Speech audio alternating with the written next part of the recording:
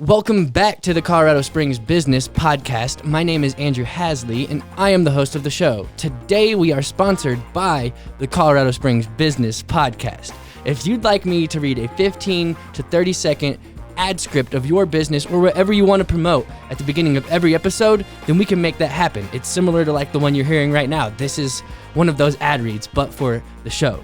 So secondly, we are sponsored by my video production company, Vehement Visuals. What we do is we produce videos for businesses. We don't do wedding videography. It's a B2B type business, and we really focus on telling that business's story in a compelling way and building deeper connection with their audience, their prospects, their clients, and build that connection and also automate certain processes that you may find yourself doing a lot. So yes, that's Vehement Visuals. And thirdly, we have a Patreon account. The Patreon is patreon.com/COS Business, and you can, there's bonus content that's going to be going on there, and there's going to be some extra perks that you get out of there. And it kind of helps us just, monetize the show and let people show their support for the show as well. So yeah, that's the advertisements for today. I noticed my voice is a little bit loud, so I turned it down a little bit. It's all good, man. All right, cool. So I'm going to introduce the guest. The guest for today is TerryJosiah Sharpe, right? Yes, sir. Nice. So can you tell us what you do in like about a minute or two, or a sentence or two, what you do, sum it up, like a quick summary? Yeah, absolutely. So I'm the music executive of Anthem Music Enterprises. We are an audio production company that creates audio production for companies, businesses. Nice. We help develop young artists so that they can navigate the music industry by giving them a blueprint that helps them navigate the industry. And all audio production needs. So we do film scoring, jingles, and actual records. Okay. So that's cool. I can't wait to get into that in this episode. Yeah. And I'm going to roll the intro music. Awesome. This is a show where we have real conversations with entrepreneurs and business owners who are mostly in Colorado Springs doing things in the community of Colorado Springs. I use that intro sequence as an opportunity to relieve some of my anxiety of something not recording, so I check everything because I can see that camera. I can see if it's recording, but I can't see that camera because the screen's not front. Yeah. So yeah, that's a good intro song too. Thank you. Like good music, tasteful. It's nice. Yeah. I appreciate that. I got it. I get most of my music off of Epidemic Sound. Sure. So are you familiar with that? Yep. They got good stock sounds that people can go and get, and royalty free things like that. And they also look for artists like you to get onto their platform. Yeah. I hosted a podcast called the Hasley Podcast about 3 years ago, and it was similar to this one, except I was interviewing hip-hop artists 5 days a week, all across the world. Hip-hop artists from Sweden, a lot of people from LA, of course. Of course. Because it was a video. It was over a call. Sure. That's how I was able to do that, everywhere. Yeah. And one of the artists that I interviewed, he was kind of popping in Europe, but I seen him like a year ago on Epidemic Sound, like his music's on there. So I was like, hell yeah. Yeah. Dope. Yeah. So yeah, let's talk about your business. How did you get started in this business, I guess? So music has been a part of my life for my entire life. My mom was a music director, and so I kind of picked it up from an early age, even though she'll say that I sucked at music and that I had no business getting into the business of music. She won't say that I sucked. Well, she'll say that I sucked, but she'll say that I'm good now. It was something you had a hardness. It wasn't a natural thing. Yeah, I had to learn, and I think that's the beauty of it, and the beauty of my personal journey in music is that some people, they're just gifted raw, raw talent, and they got it. But I had to work for it. So I didn't know exactly what that meant. And so for a long time, I thought maybe I could just be a singer. And so I would just start like writing, and I started writing maybe in high school, but not like, I never really took it serious because, again, my mom was just like, no, this ain't a career path for you. For sure. And again, this is coming from a music director, so dang, yeah. I'm like, okay, this isn't a career path for me, and then, so kind of short story to segue it, right? So high school, I thought that was going to be the direction, and then FUBU came out, For Us By Us clothing brand, 4 guys from New York. So I thought if 4 dudes from New York could do it, surely 1 guy from California could do it. And so I thought about creating my own clothing brand, and then 9/11 happened.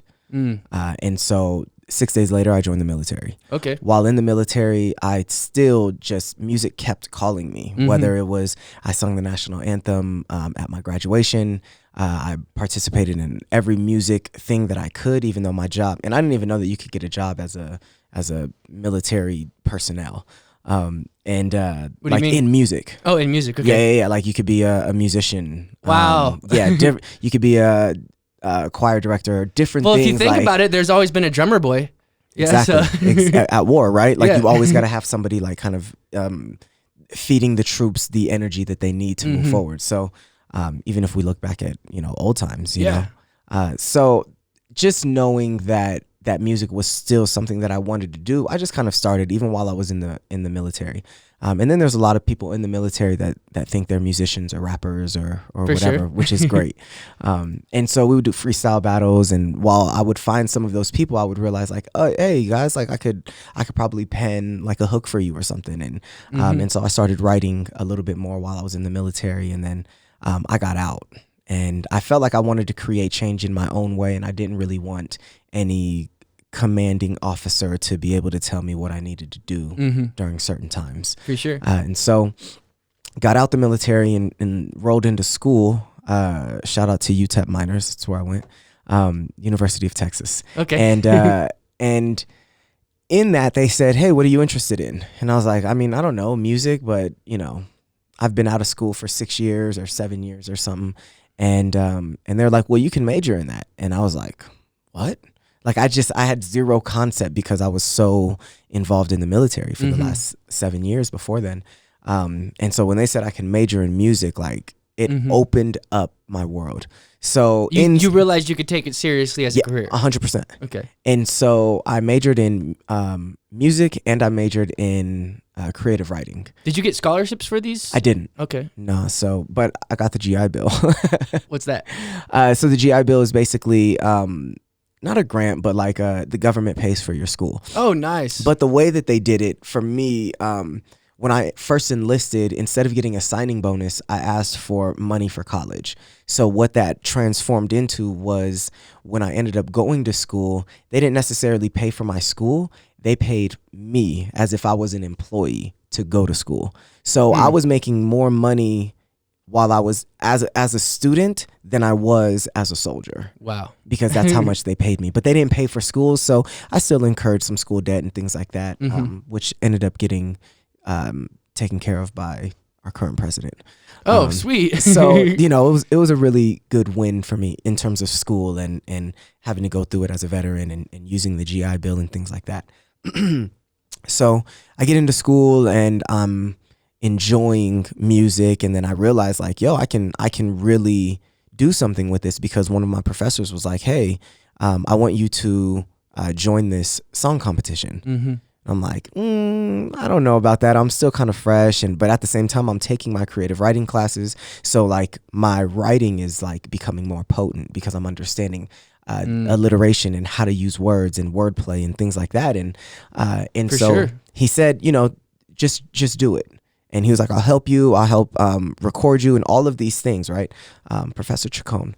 And he helped me along, and we recorded the song. We did everything. I brought more people, like a little choir. I had an adult choir and a kids choir a part of the song. The song was like, it's time for change. There was certain parameters we had to follow. And I followed them all, and I ended up winning Songwriter of the Year based on that song. And then the very next year, he said, do it again. I did it again. We won again. Nice. And so I was the first student to win. Is that Songwriter of the Year for in Texas. In Texas? Yeah. Okay, nice. Yeah, for the state of Texas. Sweet. Which was pretty fire. Like, Yeah. it was pretty cool. It's like, take that, mom. Yeah. Right. And at the time, like I was just kind of like just moving, like just doing what I was able to do. So that happened sophomore and junior year. Because of that, an independent record label looked at me and they ended up signing me to them. They're called Above the Notes. They're called Above the Notes because they felt like it was everything that we should have been doing was just more than music. And so we're just above the notes. Got it. Which I thought was just so great. And they had this social, what is it called when businesses do stuff for the community? social impact. Yeah. There we go. It was a huge social impact, like cause-based independent record label. We taught prisoners how to create music with beat pads and how to write songs, and nice. We worked with communities doing cleanups and street cleanups, and I mean a lot of different things that were outside of the music realm, but still showing that the music realm or people in that realm have a responsibility just like everybody else. For sure. So it was really special to be a part of that. I got to learn a lot. I wanted to be kind of like, not the front man, but I wanted to have like my face in the front, and they had a front man already. And they ended up shelving me, so we started working on a project, and then they just put it on the shelf and then just kind of left it there. But, and at the time, I was kind of like, not upset, but like. Did they have a good roster? It was a solid roster for sure.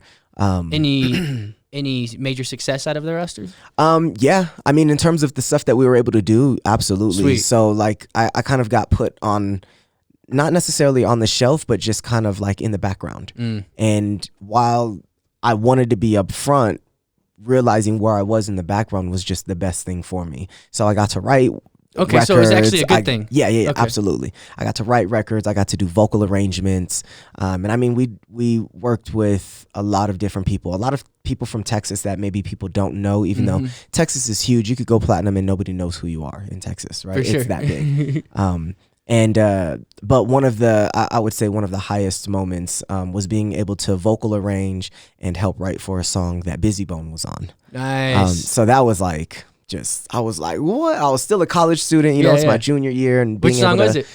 It was called Dreams. Okay. So it was a Dare line featuring Busy Bone. Nice. And it's called Dreams. It's probably still out on Apple Music, on Spotify, everywhere. yeah. I don't know if it's out on Spotify, but you'd think if Spotify it's on came Apple in, Music thing. Spotify came out later. Oh, okay. So I got you. Probably not even Apple Music, just iTunes, because that was what was in back then. Oh wow. We're talking like early 2000s. This is 2010, 2011. So still pretty new. Yeah. So I don't know. It was a really great experience doing all of that, but with them shelving me and me kind of trying to figure out my own lane, I was like, okay, guys, I'm gonna just kind of like demerge. Like I don't want to be with you all anymore. And they were kind of going through some stuff, so it was very mutual understanding. When I left, the whole independent record label just kind of dissolved, which was like, I didn't think that I was like the glue that kept it together, but it was just interesting because once like I kind of left, like everybody left, so it was weird.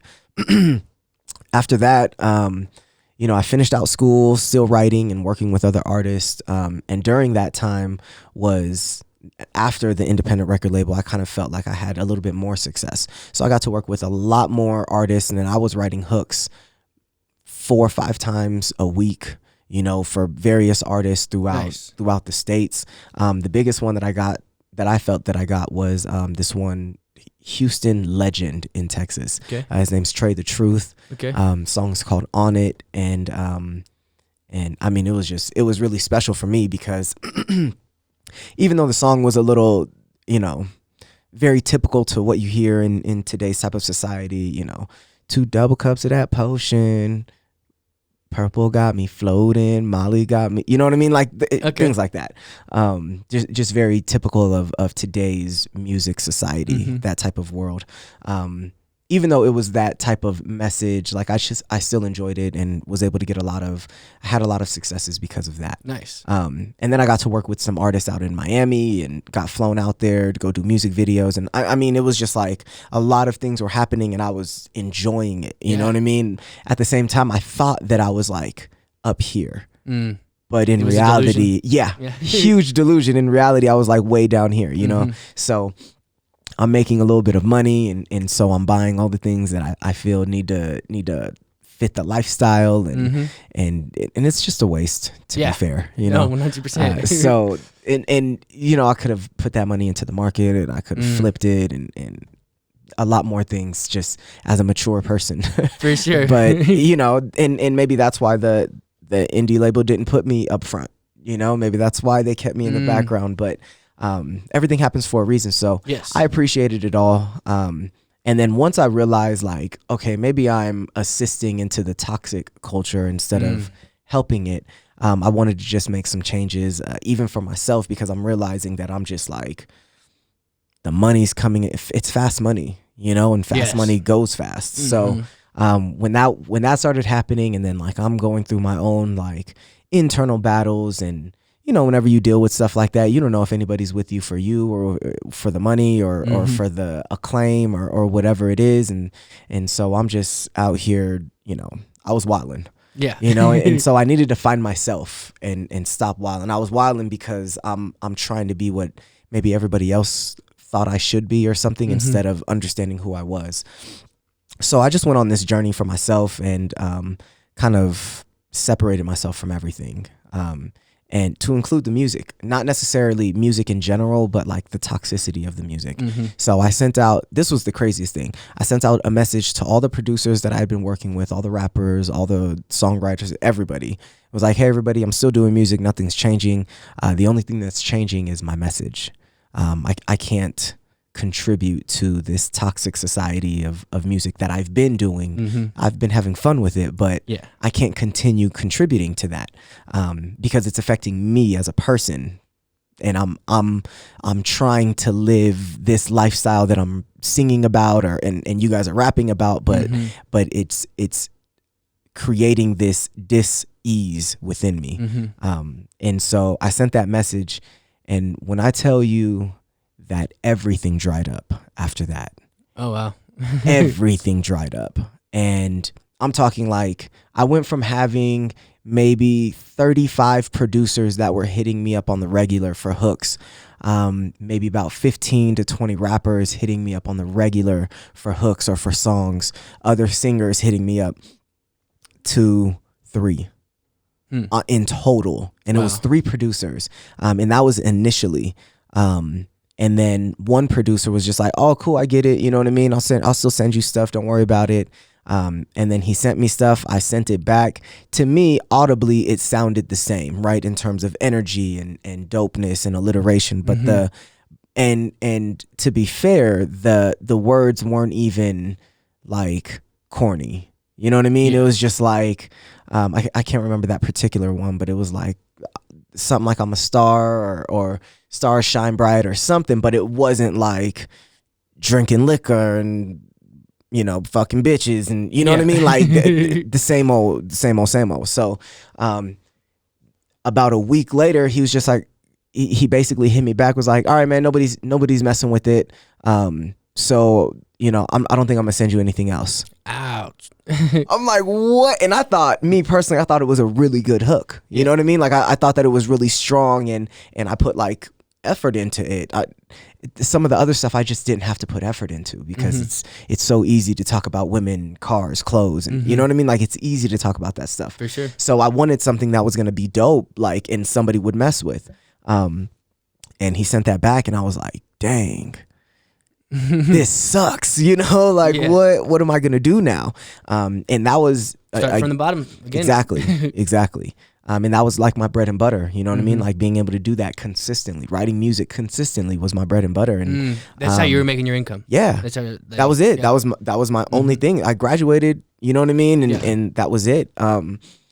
So graduated, moved back home, and I sent that message as soon as I moved back home. And I'd been on my journey maybe like... And where's home? San Diego. Okay. So from Texas to San Diego, California. I moved home. I send out that message. Nobody's messing with me. And so I'm like, okay, I got to build it. I got to build it all the way again from the ground up, which is cool. I'm trying to find, you know, recording studios. I'm finding labels, indies, all these things to continue building my brand. And man, I was just like, okay, the easiest way, start my own business. You know, so I started a business. It's funny because I hadn't been a business owner before then. And so this was my first business, and I was working with some guys like, all right, business partner, let go, you know. What was the business? It was called Modern Culture, and it was, you know, trying to use music to create change and things like that. And the thing that sucks about that is that none of my business partners worked. So what do you mean? They didn't have a job, or they didn't help in the business? So in the business. Okay. They had other jobs and stuff, but like the thing is when you go into business with other people, right? And just like, hey, it's 4 guys. So 25-20, you know, just a 4-way split, right? 25 each person. And when you have something like that, if there's nobody that's kind of like leading the charge then and telling people what needs to be done, then it's like, all right, well, what's going to happen then? And so for me, I'm like, yo, like, and to be fair, like I'm a mover. Like I can't be stagnant. Like you just got to align yourself with the right people then. Exactly. And so working with them, I'm like, all right, guys. And they're very adamant, like nobody's in charge. And I'm like, cool. So who's going to lead the meeting? You know what I mean? Like that's fine. I don't there still mind needs that, to be a leader. but we need to have an understanding of people's roles and what we're going to be doing. And every meeting, it felt like me pulling teeth just to find out who was going to lead. And so that went on. I don't know. I couldn't deal with that too much. So I think after 60 days, I was like, guys, I'm done. That's good. I tried and I tried, and we would have a meeting every week. And I'm like, guys, like we're getting nowhere. Nobody's doing anything. You know, we had one music video that we were shooting, and it was cool. Like we did fun stuff. But even the music video, like it was me. I had some help, but like it was just rough. You know what I mean? I'm like, I don't want to be in business if I feel like I'm the only one in the business. Like I don't want to be in business in a partnership. If I feel like I'm the only one in the business. So I ended that one. And then partnerships are hard in general, even with the right people. Sure. I think I'll segue into that. There's always challenges for sure. Because you got to figure out roles. So then I started my other company, Music Life Change. Music Life Change was a huge success. I had that one for 5 years. And what we did was our main focus was working with nonprofits to create songs for a cause. And so we would partner with nonprofits, create a song specifically for that cause, and use that song to raise awareness for those nonprofits. Nice. We did jingles and still kind of like music marketing and advertising things just to kind of pay the bills, but that was our niche. And for the nonprofits, you were making money off of that? Yeah. Okay. Good. Yeah. We didn't make any residuals. It would just be contract based. Yeah. You know, so you get paid for your time. Yep.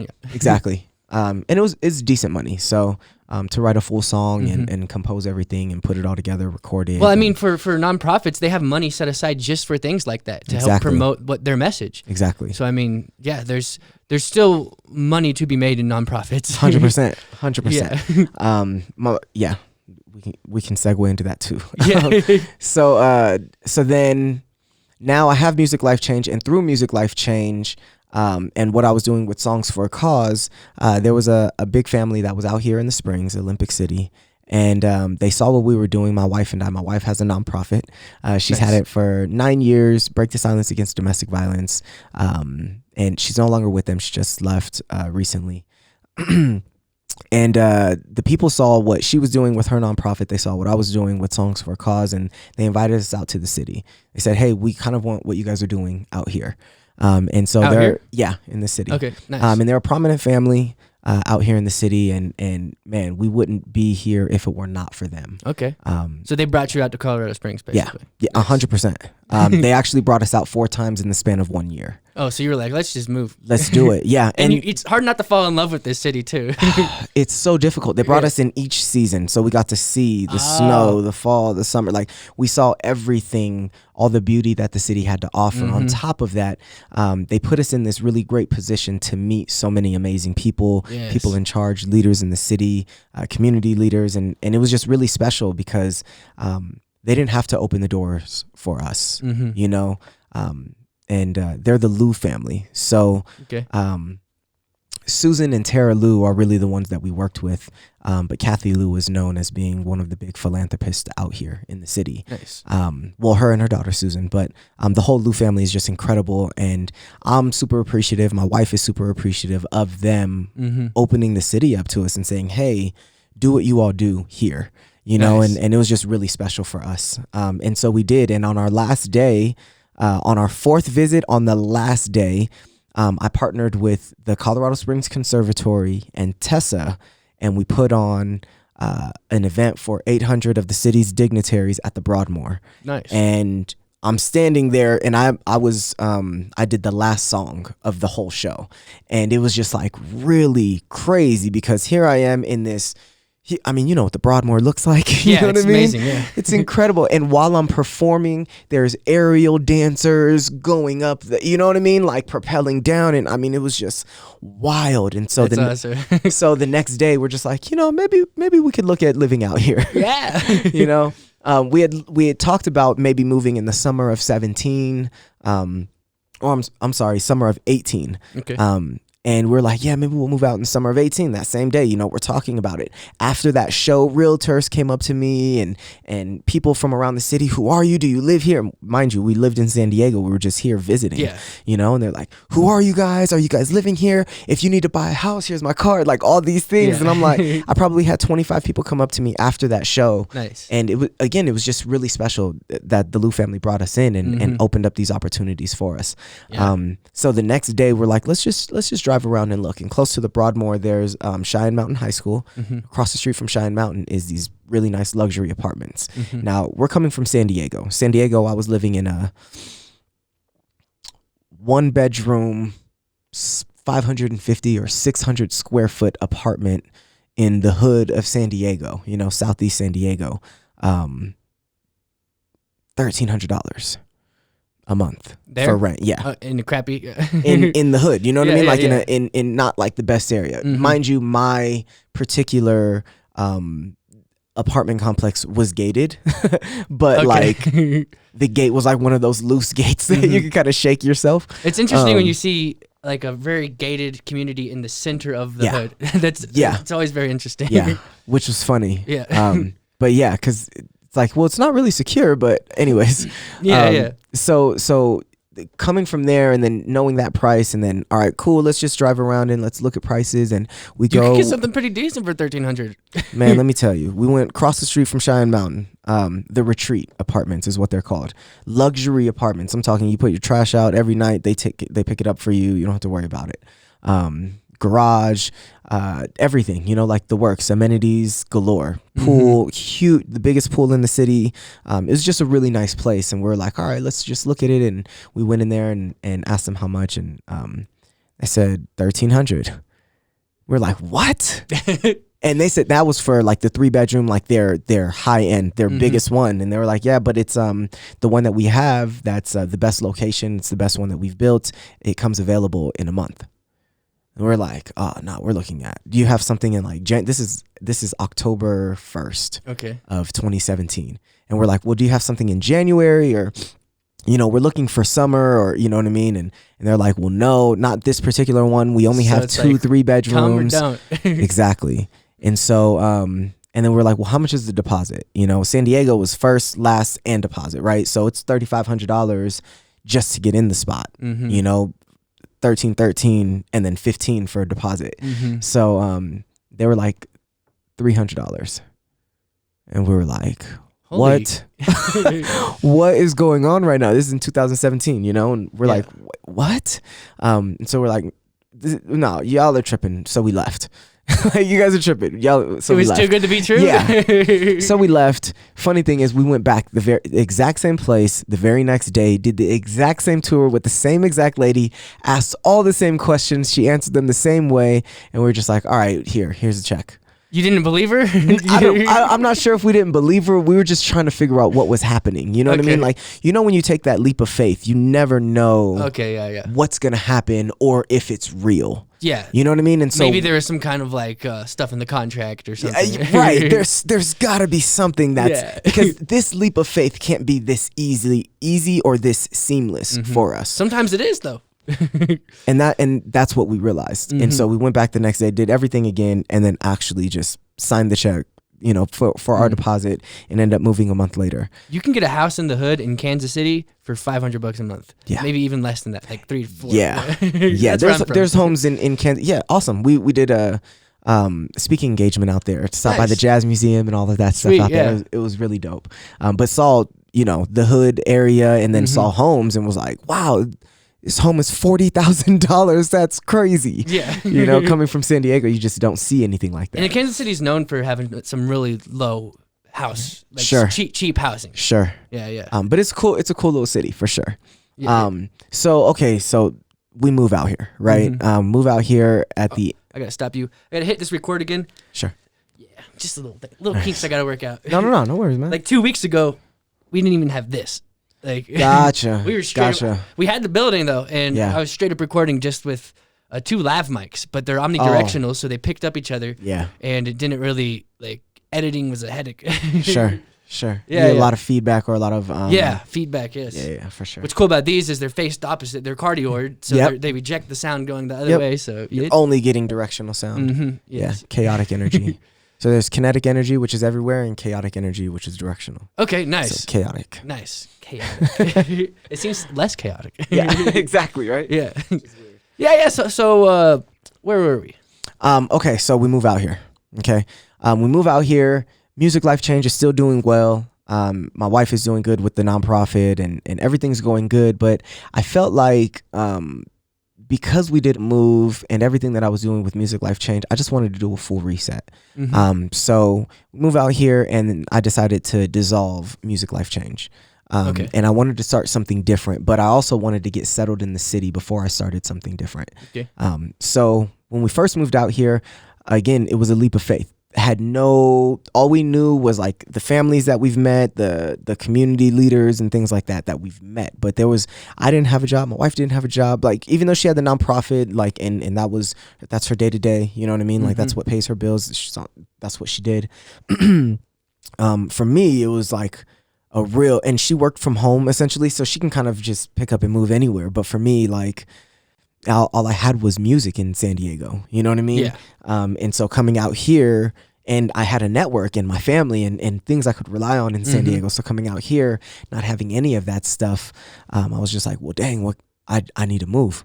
You know what I mean? Like, I need to make moves. Okay. Yeah. So we came out here and I just started like finding different things. And one of the first things I did was reach out to the conservatory because I'd already worked with them. Hey, Linda, and at the time Ian was the director there.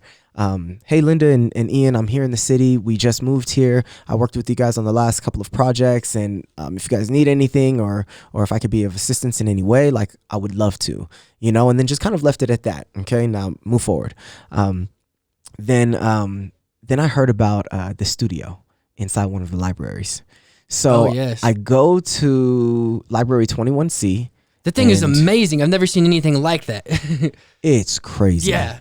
It's crazy. And just for those that don't know, Library PPLD, Pikes Peak Library District, Library 21C, which is across the street from Chapel Hills Mall, has a huge video production studio inside of it. Video production. They got a gaming station for people who want to play games. They got so many different things in there. So many. And inside of, I mean, 3D printers, you know, laser engravers, wood engravers, like everything. And so going to see that studio, it was just really special. And so when I saw it, they were just like, oh, we have a new audio production studio too. And I'm like, awesome, you know, and they told me where it was, which is down southeast. Pikes Peak Library, Sand Creek branch. So okay, so the dedicated audio one is separate from the. Okay, I didn't know that. Yeah, because the video one looks like you could probably produce a whole album in there too. You can, because they just put a vocal booth in there, $20,000 vocal booth in there, which is wild. Which it's so great, and reason it's free. 100% free. It's so crazy. That's the craziest part. Is it's 100% free. And so then I go to Sand Creek, and I don't even think I realized it was Sand Creek. Just my wife and I were driving around, and we saw that library in that particular location, and we just happened to go in. I'm a reader anyway, so we just went in there. And I had remembered that these people up at 21C told me about this place as soon as I walked in. I was like, oh, this is the spot, you know? So I go up to the front, and on my arm, I have like music notes and stuff, right? Tattoos of music. And a microphone on my chest, but the chest wasn't showing, but my arm was. My sleeves were short sleeves. Right there. Nice.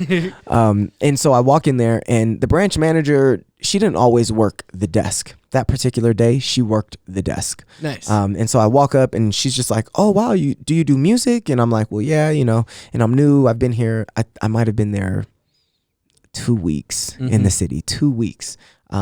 And she was just like, oh, awesome. We have this this new production studio, audio production studio.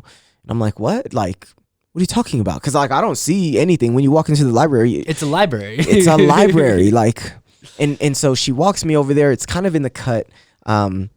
She opens it up, and when I say this thing is legit, it's a $380,000 studio. Oh wow. Okay, so like it's just about a $500,000 studio, and I'm like in awe. At the time, I was like, okay, so what are you guys doing? And she's like, well, you can come and record in here for free and all this stuff. I'm like, what in the world? In San Diego, I'm building my music brand, right? But everything I'm doing, I still need to invest into.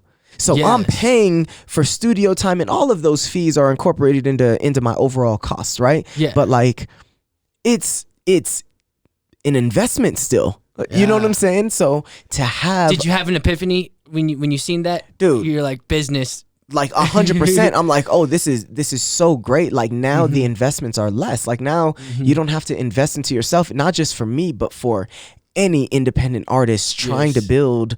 Now you have no excuse. You have zero excuses. Not only do you have an audio production studio, but you have a video production studio that you can create every type of high quality content. And in today's world, content is king, right? Yes. So as long as you have grade A content, nobody can tell you that what you're doing is false. You know, nobody can say, oh man, you're not doing a podcast. Like, what are you talking about? I have a whole setup. I got a whole space. You know what I mean? And so it was really special to see.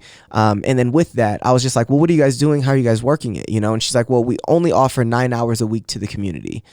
I was like, 9 hours? I was like, and then what is the studio doing the rest of the time? Yeah. You know what I mean? And she was like, well, it's just sitting here. I was like, That makes no sense. yeah. And she's like, well, you know, it's brand new. I'm talking when I walked in, the paint was still, I'm not even joking. Like it had been up maybe, I don't know. Again, we moved in November, and I think their grand opening was like November 1st. And like I might have seen it December 1st or something. So like everything was still extremely fresh. So she was basically just like, yeah, you know, we offer 9 hours, but actually we're putting up a job to run this. And I was like, well, what do the qualifications need to be? You know? She kind of like, it's funny. She's a really good friend, and is still kind of like my boss in a way, but she kind of like looked me up and down. It was just like, well, you got to have a degree. And I was like, ooh, luckily I got 2 of them things. Oh, dang. Nice. You know? And you know, she didn't say like with any malintent or anything, but it was just really funny for me to kind of like see it. She was like, you got to have a degree. And I was like, cool, I got 2 of them. Well, Both you of don't them really run into people with music degrees that often. especially here. Yeah. You know? And so when I told her that, and she was just like, really? And she got really excited, and we started That's talking, awesome. and I'm telling her about my music. Like, Everything is falling in the perfect place for you. it's wild. Again, when you take that leap of faith, you have no idea what's on the other side of it, right? Yeah.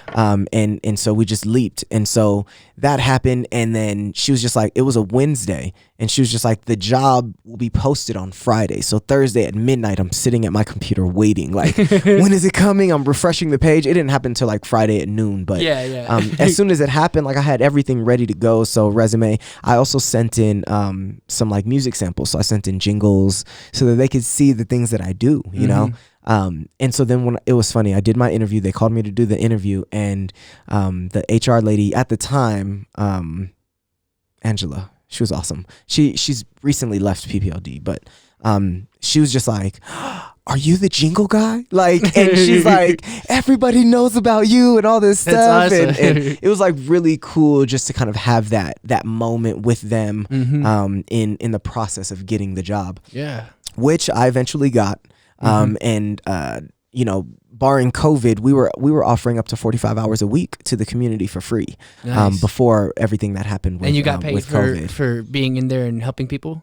Yeah, so I'm an employee of Okay. PPLD, and it's funny because I'm the only employee from PPLD that runs the studio. Okay. However, there was another person that helped build the studio, and him and I kind of co-run it. We co-run it together, but I'm the only employee with the studio tag. Okay. The PPLD has never had like an employee with the studio tag on it. Most libraries probably don't. Exactly. And so it was just really special for me, but I would not be able to run the studio without Keegan. He's the other one that runs it. Okay. And I mean, he's just a special talent. He runs the library as well, but like he's a musician on the side, that's like, it's like his very fun pastime, and he's great at it, even though he'll act like he isn't. And he's the one that actually helped build the entire studio between him and the executive director, John Spears. So it was so you guys got like a big old soundboard. We don't have we have the Raven, which is a touchscreen soundboard. Oh, nice. So we don't have like the actual mixing board. And the touchscreen allows you to save room, probably. Big time. Because it's digital. Exactly. Yeah. So it's a really special space, like 100%. What kind of mics you got? I'm interested. We have a full mic locker. Rack? Oh, a full mic locker. So I think we have 23 mics. Certain mics, because it's so expensive to figure out which mics works best for your voice. Yeah. And you can do that at the library. and so for us, our thing is, at least, again, everything's changed because of COVID, right? But for us, it was all about making sure that your voice matched the microphone that you used. Yes. So we have a Neumann TLM 103, we have an SM7B, we've got AKG 514s or S14s. Like, I mean, we have all different types of mics. Yes. We have a drum set mic. We have ribbon mics. We have. Do you have a drum set in there? We have a drum set in there. Yes. We have all sorts of types of instruments. You know what I mean? Guitars, ukuleles, DJ scratchers, like any and everything that you need for audio production inside of that studio. So once I got settled in there, and so I've been in the city for 2 years now, and moved at the end of 17. 2.5 years. Well, almost 3 years now, I guess, because we're coming up on November. So. Almost 3 years now, and last year I was like, okay, cool. I've been here for just about 2 years. I think I can restart my business now. And so I wanted to see what it would look like and how I would do it. And so the cool thing was that my brother from San Diego, my brother, just my blood brother, lived in San Diego also, but he ended up moving out here. And so him, myself, and my wife, we were just like, yo, like, let's do something, and not necessarily my wife, but my wife is just my number one supporter. You know what I mean? So I go to her for everything. So I'm looking around, I'm like, okay, I have my brother, and I know for sure I want him part of the business, but I need another piece. And so I was trying to figure out how I was going to find that person or whatever, or who that person was going to be. Long story short, I ended up finding this guy because he interned at the librry. He interned at the studio, and I got to see his work ethic like firsthand and his skill set firsthand. And so, we had conversations outside of the library, and I said, hey man, like, what are you doing? What are you trying to do? And his name is Mitchell Cohen. He also goes by Merch. That's his producer name. Nice. And man, when I say this kid is talented, like, he's talented. He went to the University of YouTube to learn all of his stuff. Nice. And he picked it up at a high level. Yeah. On top of that, he is currently enrolled at UC Boulder as well. Okay. And majoring in some sort of creative technology name. Yeah. He'll probably laugh at that because media and arts in technology or something like that. I got you. Creative technology. Okay. But I mean, when you say it's hard to have partnerships, it was really great assembling our partnership. Nice. We each found our role with him, myself, and my brother. And so it's three guys. And what we've realized is collectively, we have over 25 years of experience in the music industry. And because of that, we understand how to navigate it correctly without, I've been taken advantage of, my brother's been taken advantage of. That podcast that I told you about, the one I was doing, the goal of that was for me to learn, but also teach other people. Yeah. And like, I was talking to people who had just started their career, or people who were making like five figures a month off of their career. So my goal was to really extract and learn from all their knowledge. Of course. Yeah. And the beautiful thing is as an independent artist now, you can make that much. You don't need a major label. You don't need a huge backing. You don't need big investments. Like you just. And there's also levels to it. A lot of people think you need to be famous to be in music. No, but that's not it at all. Not at all. Here's the thing: the only people that are famous are like famous, like the top 1%. You know what I mean? Yeah. Like that's really it. Everybody else, like you don't have to make $10 million. If you can make what you're making working at your Joe Schmo job, but you're doing what you love doing. Exactly. How is that not winning? Yeah, exactly. That's the essence of winning, is doing what you love and making a living while doing it, right? Precisely. The only thing I think that matters in today's society is freedom of time and freedom of money. So if you're able to do what you want when you want because you have the time to do it, yes, and you have the financial means to do it, then what can you complain about? And a lot of jobs are going to get automated out anyways due to technology. So exactly. I feel like that's going to be the shift of people are going to have to figure that out anyways. Yeah. and so that's what we love, being able to preach to young artists, you know, and we've been able to, over this last year, we've been able to help develop young artists.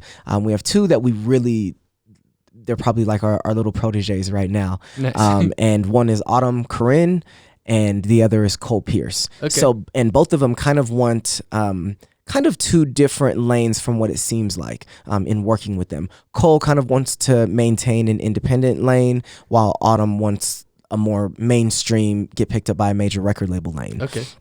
And so for us, we're like, okay, our job is to help facilitate both, right? So we've been working with Cole, independent releases, singles all this year, releasing projects, you know what I mean? They both were high school students that just graduated, COVID graduation type thing. Oh, yeah. You know what I mean? Both 18 years old, super young, but they're ambitious and they're ready to move. And they both they already grew like a strong following before we even got to them. You know, good. I think we got with Autumn when she was at, it was crazy because she was at like 15,000 followers, 13 to 15,000 followers when we first started talking to her. I remember sitting in the studio with her and she had just reached 20,000 and she was super excited. Like, so you guys help produce the music and help? We help write it, produce it, launch it, release it, give them merchandise so that they have promotion, that, everything. Okay, nice. A full marketing plan. So you guys are like a manager / producer. We don't manage, you know, that's just not our lane. It's more of a mentor? More of a mentorship. Okay. You know what I mean? Just kind of help, again, just the blueprint. You know what I mean? Giving them the guide on how they can be successful in the industry. Like tonight, you know, we have Cole performing at one of our shows. There's a business that's opening that's like multiple restaurants inside of it. How do you pronounce the name? I always Kawadi. Kawadi, okay. Yes, Kawadi. Colorado CO. Yeah. Colorado Automatic Trolley Interchange. Okay. It's a weird name. I thought it stands for like an animal. It is. Tejon. Which is like a and it's off Tejon. Ancient, exactly. Tejon or a Kawadi is an ancient animal from Mesopotamia or some crazy like that. Something weird, but it's just really dope. So Kawadi has their grand opening tonight, and Anthem is responsible for all of the entertainment throughout the evening. So we've been contracting different artists, different producers, one-man bands, just a full showcase. We have it from 5 p.m. to 10 p.m., but our highlight is 7:30 to 10 p.m. Which is our Urban Classic Jam. I think I'm going to be there. Awesome. The Urban Classic is basically urban artists mixed with classically trained musicians putting on an all improv show. So everything you hear is created on the spot, and I'm hosting the show. So it's going to be a lot of fun, real live, and I'm super excited about it. But one of the artists that is going to go on before Urban Classic is Cole. And just being able to help work with him this year, even after COVID and even before COVID, you know, all of it has just been really special to kind of see his growth and see where he's at and where he's growing. Even Autumn. So Autumn, again, Cole, more independent lane, so we get to kind of have a little bit more hands-on with him out here. Yes.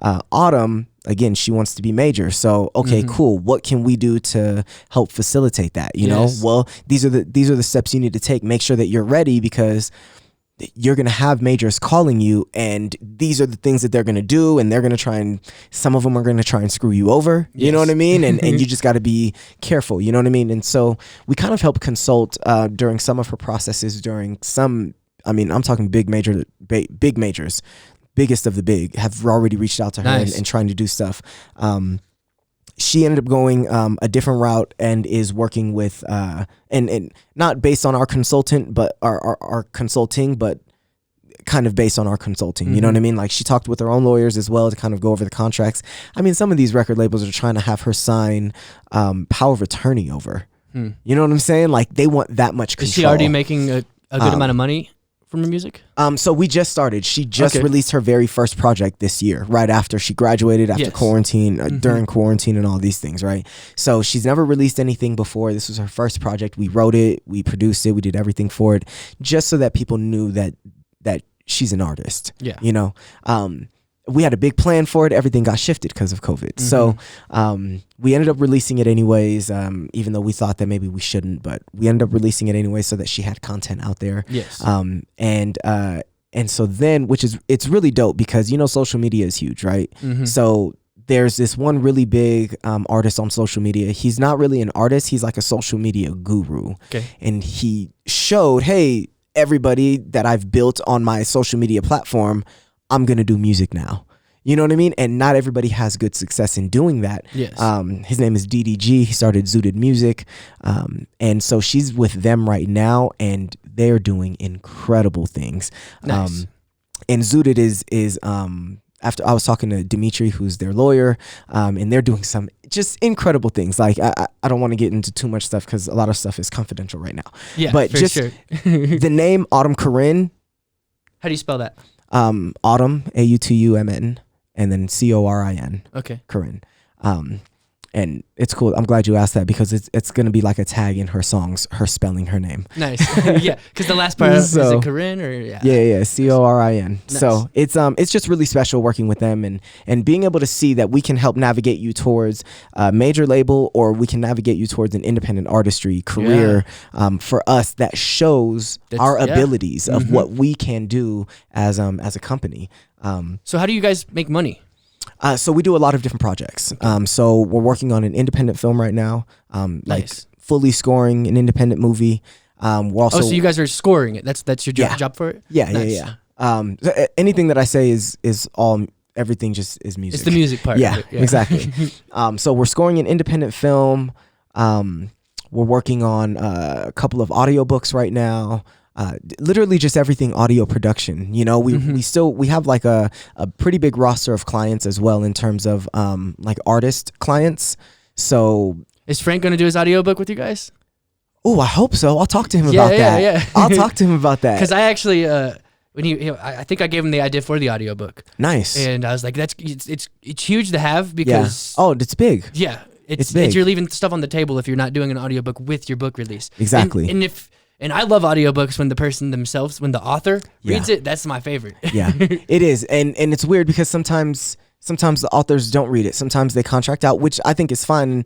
But if you contract out and in your book you have a woman speaking, then the person that you contract to should have a woman speaking. Yes. Right? So it was confusing. I was listening to one book and it was a guy speaking, but it was... You could tell it was written by a woman? No, it was him writing, and he contracted out, right? But him writing and then his wife writing. So they both wrote, and this guy did all of the pieces. And so you wouldn't know when the change was. You can produce the audiobook really, woman. really high too, like doing that. Yeah. And what's cool about it is if you read it yourself, you can also add side notes. Like say you're like you want to go off of the on page, a little tangent and just talk about a piece of that story. Absolutely. And it adds a little bonus content that you can't get in the book as well. In the book is yep, exactly. But we take pride in making sure that if it is something like that, man and woman's voice, like we have both available. Yeah. You know what I mean? We do a really good job at creating audiobooks and helping those visions come to life in terms of where the emotional destination is of the writer and where the music is going to take you. I would be interested in, because the only audiobooks I listen to, the only books I really read are nonfiction. Okay. A fiction audiobook could get really creative. You know, Absolutely. you could really pull that emotion out with music. You could add sound effects. Here's another one, and this is what my wife and I were talking about. Is like erotic novels. Oh yeah. You know what I mean? In terms of like scoring them, like you can really set the tone. And set the mood if you have the right voice, male or female. You walked right into the door. You know, and so we have quite a big variety of clients in terms of independent films or audiobooks or actual artists looking for production or. So how do you go? What's your marketing techniques? How do you find your clients? So right now, one of the things that we've curated. Okay, so. We work with a lot of producers as well, okay? So we want independent producers, independent artists to understand that they can navigate this lane by themselves independently. And so the easiest way for us to do that is by giving them content, giving them How things. much did you put on your meter? I was just thinking of that. A couple hours. Okay. Yeah. We're good.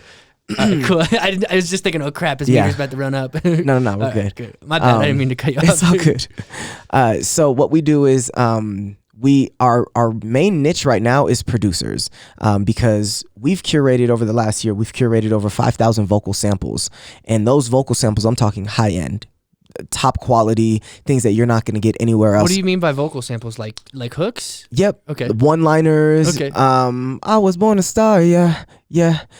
I was born a star. Okay. Yeah. You know what I mean? A producer hearing that and saying, hey, I can use that in my production. It doesn't have to be the main voice, but a lot of producers don't have access to studios. A lot of producers don't have access to vocalists. So if we can provide both of those by giving them already pre-made vocals that are royalty free, that they can use in all of their beats, that they can make money off of, then we know that we're providing a good service. And so that's what that's kind of like our niche market right now, in terms of you can even create a platform like Epidemic Sounds. So when you were saying that, like, we have that. Oh, nice. You know what I mean? So we have a full catalog of vocals with stems and everything. Yeah, everything. Nice. Not just stems, but we give you the BPM of it. We give you the key signatures so that you know exactly what you're getting, where you can plug it into, or how you need to transpose it to match your beat. For sure, because if you want to take this melody that's in this one beat that you hear on there, you could take that melody if you have the stems and you have the keys and you have the BPM. Exactly. You could take that melody and you could just use it for whatever you want. Yeah, you can get really creative with it. Yes. Like, oh, wrong one. No, but exactly, you know, and you can separate them, right? So you can have just one particular sound.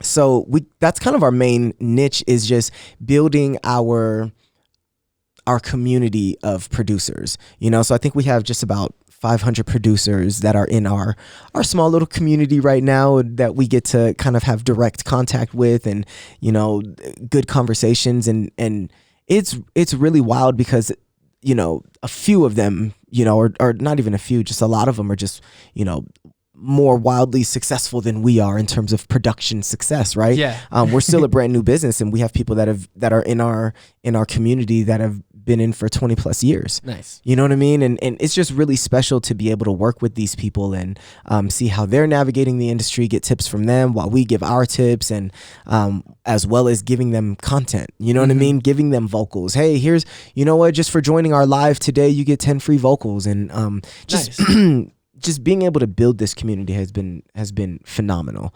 And we just started. So we just started building this particular community in the last 2 months. We're already up to 500, which I think awesome. is pretty great. So we kind of market. Is it a Facebook group? It is. Okay. Sweet. Yeah. The Producer Playbook. Nice. Yeah. Yeah. I'm in a Facebook group for filmmakers. Nice. For filmmakers who film businesses specifically. Yeah. Like not just filmmakers. We could talk about that too on the side, because if that's kind of another niche of yours, you know, when we do shows like this one, you know, it'd be great to be able to capture the business in this type of setting. Yeah, for sure. You know. Our videographer, shout out Q the Rebel. Nice. He's currently in LA. That's where he lives. Oh. So we fly him out, and he's one of them big dogs. Nice. You know what I mean? Like, we'll fly him out and do some dope stuff every now and then. A couple of my friends, they run a video production company out in LA. Out there? Nice. Mogul Minded. Nice. Yeah. You know, they did some promotional. They've done some work for some big artists too. Like, nice. They did some like a promotional video for Trippie Redd. Oh, dope. And I've seen him do some other things with some like maybe not like huge artists, but like big artists. Yeah, for sure. And that's Q. You know, we understand his work ethic, and he's the type of guy that will follow like Terrence J. Yeah, I don't know if you know who he is. He's like host of E! News or something like that. Different people, you know, Ludacris, follows around Gucci Mane. Like, nice. Like it's wild, you know, the things that he's able to do. And again, just shout out Q. Nice. It's my dude. But so right now, you know, our main market is producers, but we do all forms of audio production, to include but not limited to music marketing, music advertising, and things like that. What's the main thing that you want to be focusing on, that you like doing the most? Me personally, like, I love being able to work with the producers and like doing vocal samples, and we do beat competitions and nice. Just things like that, just because like it's a very fun community. Whereas if I'm working on the audio book, it's usually, you know, reading the book, and that honestly, that could probably be really boring. And I think reading the book part is not so much boring, because a lot of them are it's good content to read anyways. Okay. So, but it's the act of reading it into the microphone, making sure that the alliteration is right, making sure that there's no stumbling upon words and things like that. You know what I mean? So there's just a very technical aspect about it. Whereas and even in the scoring, it's very technical because you got to know where the emotions are moving and how to continue moving people through those emotions while the book is being read. It's all very technical, whereas in the production world, it's just all creative. So I can take 10 samples and say, hey guys, take 2 of these samples and let's do a beat contest right now. 10 minutes, go. You know what I mean? And then everybody's, it's like frantic madness, chaos, but it's so much fun. Do you make money on that side? On the production side? Yeah. Well, we sell vocal samples. Okay. Yeah. And that's like your bread and butter right there, the vocal samples? Some of it, yeah. Okay. It's crazy because, I mean, the audiobooks are a bigger contract. Obviously, the film is a bigger contract. Scoring a movie is pretty big. So yeah, for sure. Those are... the audio or the production stuff is more of like a sustainability thing, whereas those bigger contracts are just kind of necessary pieces to keep us moving.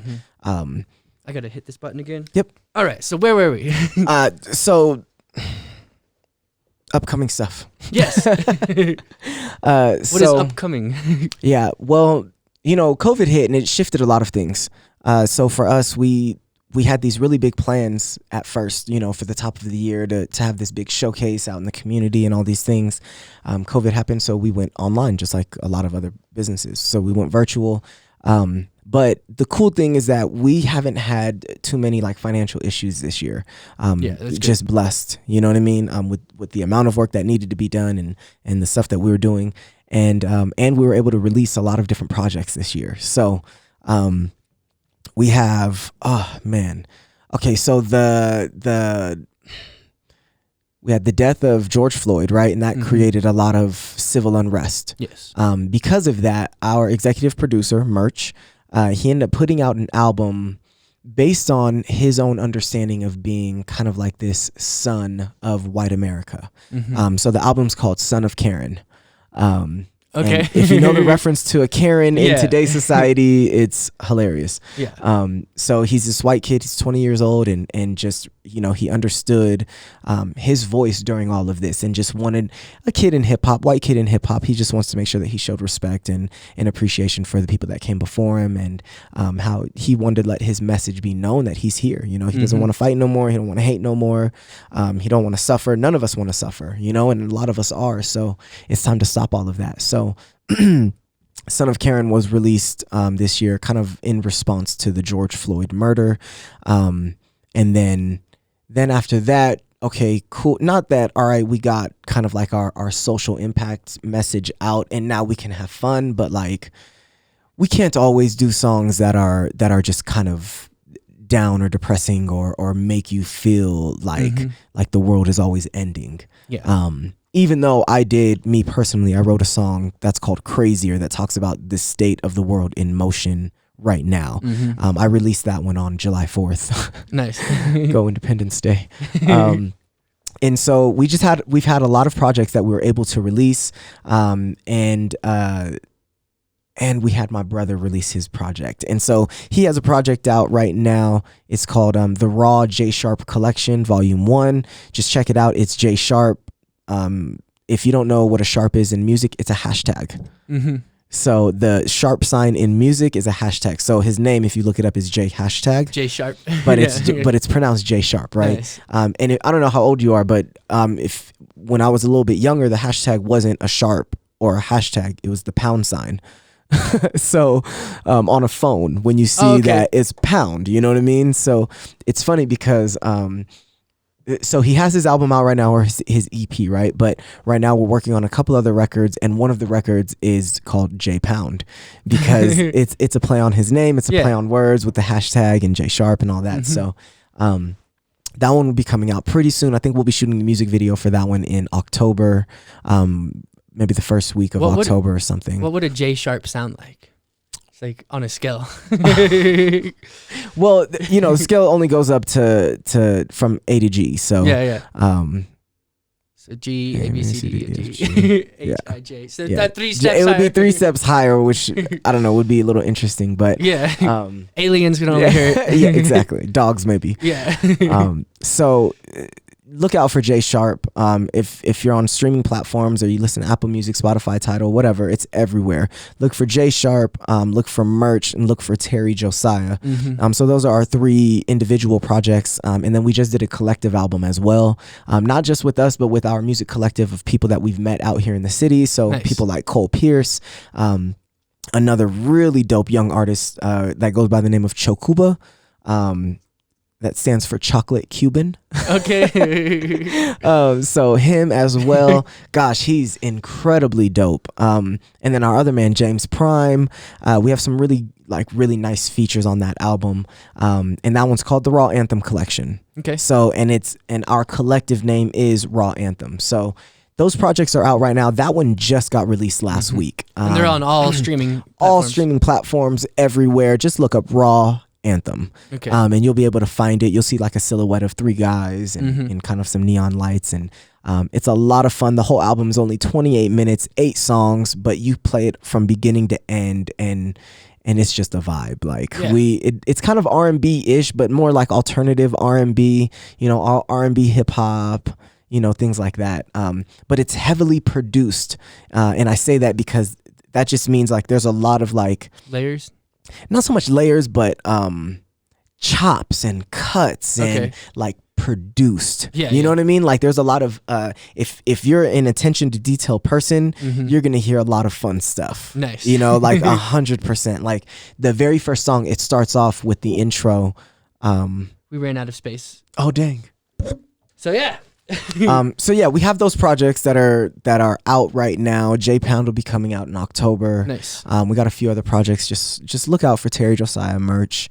Also look out for Autumn Corinne. Look out for Cole Pierce. Look out for Chokuba. Look out for James Prime. All these artists that we've been working with and been able to help develop over this last year. It's just been really special. But then again, if you're free tonight at Kawadi, 514 South Tejon Street, which is right around the corner from here. Yes. 5 o'clock to 10 p.m. We got Eddie Lieberman coming on. He's the one-man band. After him, we have Juanito Loops, which is a really dope guitarist, DJ. He's going on from 6 to 7. He has 2 special features, Chokuba and Cole Pierce. And then starting at 7:30, Jay Sharpe leads off the Urban Classic. I think I've heard of the first 2. I think I've seen them at Axe in the Oak. Yeah, probably. Okay, nice. Yep. And all of the artists that we work with are popular here in the city and nice. Continuing to grow their brand and their artistry. And all we want to do is just continue helping, and that's what we're really all about is just, if you want to go far, go together. Yeah. You know what I mean? You want to go fast, go alone, but you want to go far, go together. So we understand that, and in the music industry, especially in this type of industry, like it's dangerous. And so you got to navigate these terrains carefully. Yes. And so that's what we do. And we just kind of help other artists navigate it correctly and understanding etiquette and studio etiquette and just how to interact with people. Artists can be weird sometimes. You know what I mean? Like usually they are. so because of that, it's really weird. Some artists are like extreme introverts, right? Until they're on stage, and then they're a brand new person. So it's just special that we're able to do that and work with all of this great talent in the city. And I got to shout out, I'd be remiss if I didn't shout out my L Now class. So if you know about Leadership Pikes Peak, that's a leadership class that the Pikes Peak region puts on for young leaders, young developing leaders here in the city. I'm a part of the class of 2020, the best class ever. Nice. And so just shout out to L Now, Leadership Pikes Peak, and what we're doing. I have some of my classmates that are coming tonight to Kawadi. So nice. I'm just super excited about everything that's happening. This city, Olympic City, is like really growing in such an incredible way for entrepreneurship, for young businesses, for young business owners, and for the city itself. And I think that's what's really special. Even though it's a big, large city, it has a very like small town mindset. Yes, that's one of the things that drove me, drew me to it, because Kansas City is similar to that as well. Yeah. So I really enjoyed that. And I think it's interesting. I don't really hear many people call it Olympic City. I know that that's what the tagline says on the when you enter, but I call it Colorado Springs. Yeah, and I think the beautiful thing is like the downtown partnership. They're trying to rebrand the city, right, in a way that's going to attract more people. And exactly. And part of that is the name.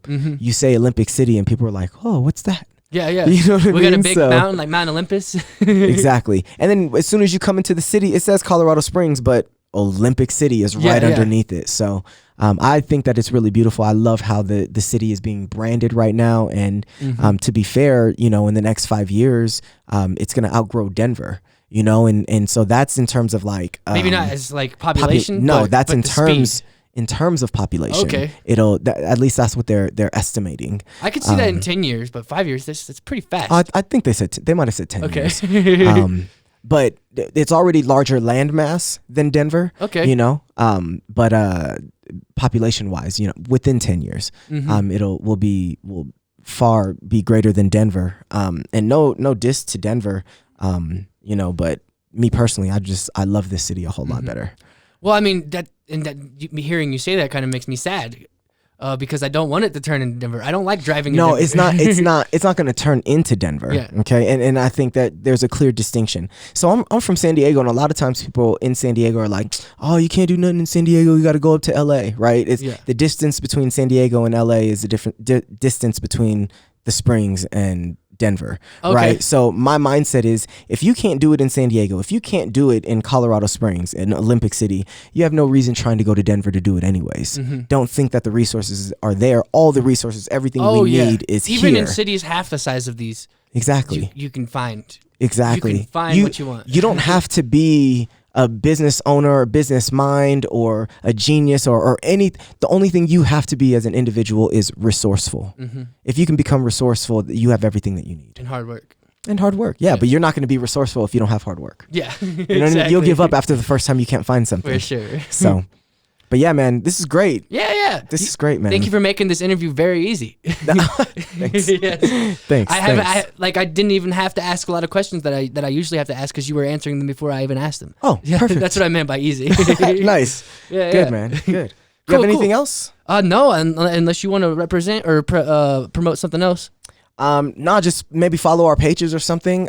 So we're heavy on Facebook, Anthem Music Enterprises, heavy on Instagram, Anthem Music Enterprises. If you're looking for me in particular, I'm not heavy. I have a Facebook, but I'm not heavy on Facebook on the personal tip, but I'm a little bit more heavy on Instagram at TerryJosiah.